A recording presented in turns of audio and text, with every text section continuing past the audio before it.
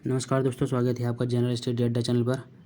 जैसा कि आप सभी जानते हैं, नवंबर और दिसंबर में बहुत सारी परीक्षाएं लगी हुई हैं। उसी के दृष्टिगत रखते हुए हम आज प्राचीन भारत के इतिहास में 3 पॉइंट को कवर करेंगे। जो ऋग्वैदिक कालीन नदियाँ हैं उनके आधुनिक नाम, और ऋग्वेद के मंडल और उनके रचयिता, और तीसरा है ये वेदों से संबंधित जो पुरोहित हैं उनके बारे में पढ़ेंगे। ये परीक्षा में आते रहते हैं, बहुत ही इंपॉर्टेंट फैक्ट हैं ये। तो चलिए शुरू करते हैं आज की क्लास। चैनल से ज़रूर जुड़ जाइए और सब्सक्राइब कर लीजिए, लोगों तक पहुँचाइए और सारे फैक्ट को बहुत ध्यान से याद करिएगा। सबसे पहले हम ऋग्वैदिक कालीन नदियों के आधुनिक नाम के बारे में पढ़ेंगे। इसमें हमने पॉइंट वाइज बना रखा है, टेबल के अनुसार आप देख सकते हैं। प्राचीन नाम और आधुनिक नाम। प्राचीन नाम में पहला है परशुणी, जिसका आधुनिक नाम है रावी। अस्किनी का आधुनिक नाम चेनाब। तीसरे नंबर पर बितस्ता को आधुनिक नाम जो है अभी झेलम उसे कहा जाता है। चौथे नंबर पर विपाशा को व्यास कहा जाता है। शतुद्री को शतरज कहा जाता है।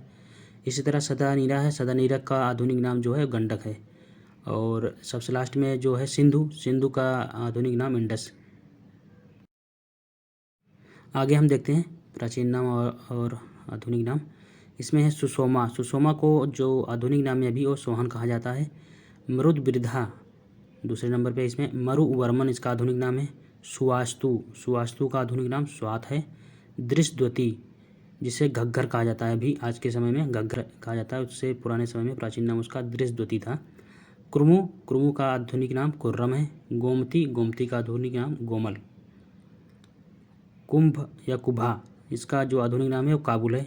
तो इस तरह से ये प्राचीन भारत की जो ऋग्वैदिक कालीन नदियों के आधुनिक नाम थे। ये कई बार एग्जाम में आया हुआ है, वन लाइनर टाइप में भी और मिलान के भी रूप में दे दिया जाता है। जैसे 4 नदियों के नाम दे दिए, उनके पुराने नाम दे दिए और उनके आधुनिक नाम दे दिए, उसको सुमेलित करने के लिए बोल दिया जाता है।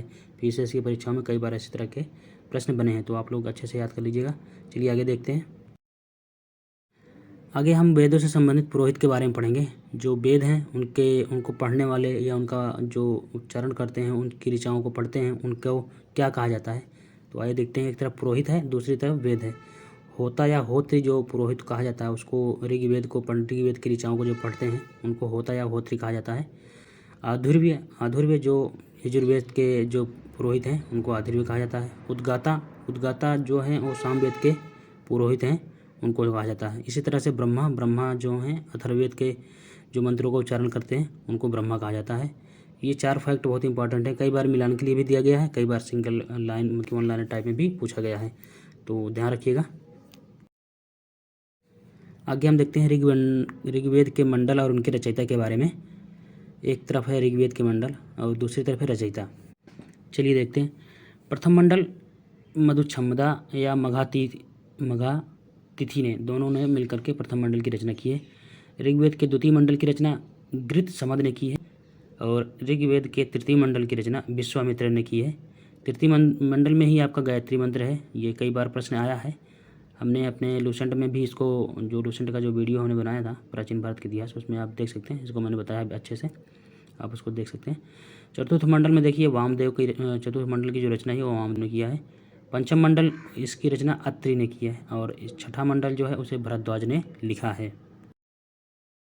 आगे देखते हैं हम। 7वां मंडल इसकी रचना वशिष्ठ ने की है। 8वां मंडल कण्व और अंगिरस ने की है। 9वें मंडल की रचना सोम देवता अन्य ऋषि ने की है। 9वें मंडल में ही आप सोम देवता को समर्पित जो मंत्र है उसकी रचना की है। 10वां मंडल जो है वो भीमदा, सची, इंद्र व अन्य लोगों ने मिलकर के 10वें मंडल की रचना की है। इस तरह से आज ये 3 टॉपिक थे, हमने जल्दी से कवर किया है। आप अच्छे से इसको कई बार देख लीजिएगा, याद हो जाएगा आपको, क्योंकि यहाँ से प्रश्न बनते हैं, कई सारे एग्जाम्स में आए भी हुए हैं लगातार, और लगातार इनकी संभावना बनी रहती है कि ऋग्वेद से या उनकी जो पुरानी नदियाँ हैं, जो इनके सारे फैक्ट हैं, उनसे पूछा जाए, कोई ना कोई प्रश्न बनता है। तो आप अच्छे से कवर करिएगा। मिलते हैं अगली क्लास में। बहुत बहुत धन्यवाद। नमस्कार।